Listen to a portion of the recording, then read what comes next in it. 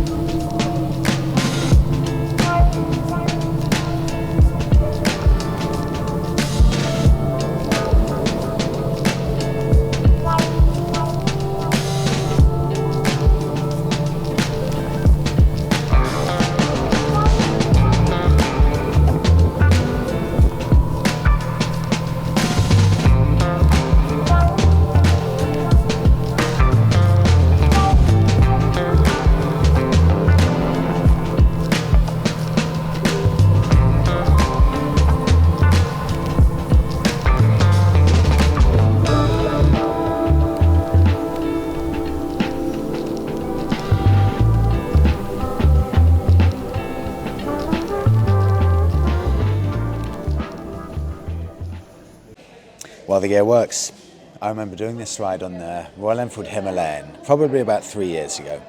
Very, very similar temperature, and I was in agony. I was so cold. My hands had gone so numb, they were actually physically painful, and all of my body so painful that I remember I had to go into a service station, buy a coffee, and I waited there in the service station for about 45 minutes trying to thaw out and warm up, just dreading the last 40 minutes of the journey and wondering, am I actually going to have to get back, or am I going to have to call a taxi to get back because I was so cold?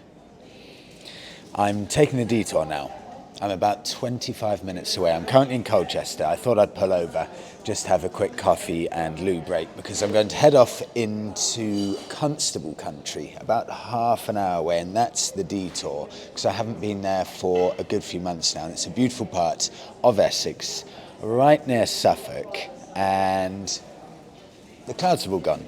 The blue sky's here. So it's a lovely opportunity to make the most of this very nice winter afternoon. And I also got some really good news from Honda.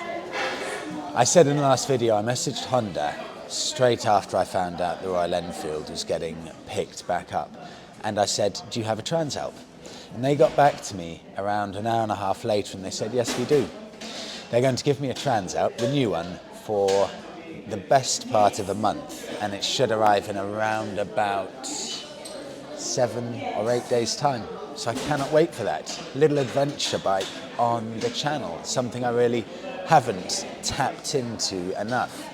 These different genres of bikes. I'm really, really excited to see how I feel living with a bike like this that's quite far removed from the usual stuff I'm into.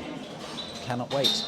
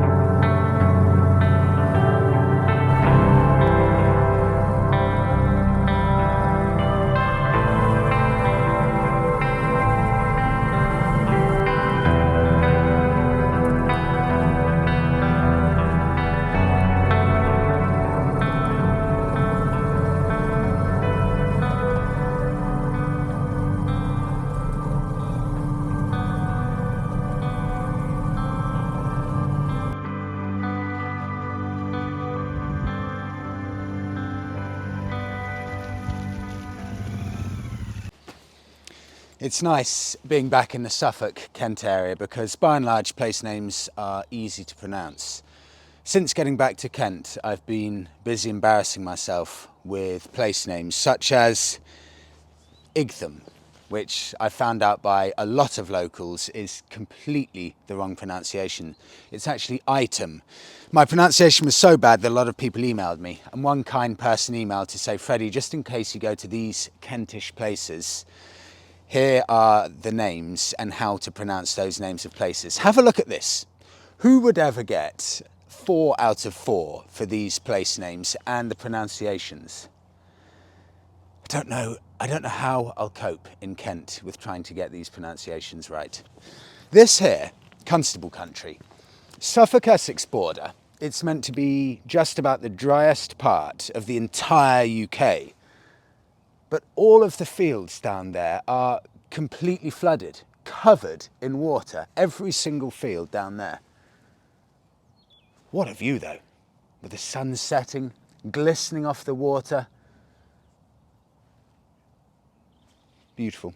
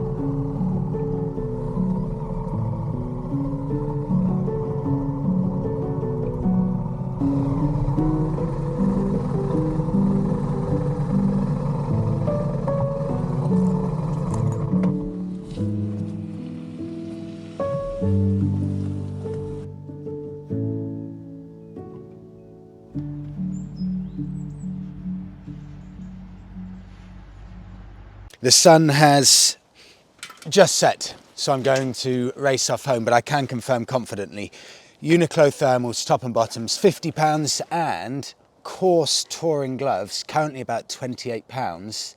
Just that setup, £78 in total, pretty much completely winterproofs all of my gear. I think I'll take the thermals with me next week because I'm off to Estonia to see a few friends for a couple of days, so I may need it there, possibly more so than I need it in the UK. Thank you so much everyone for watching. Have a brilliant week all, and I will see you all in the next one.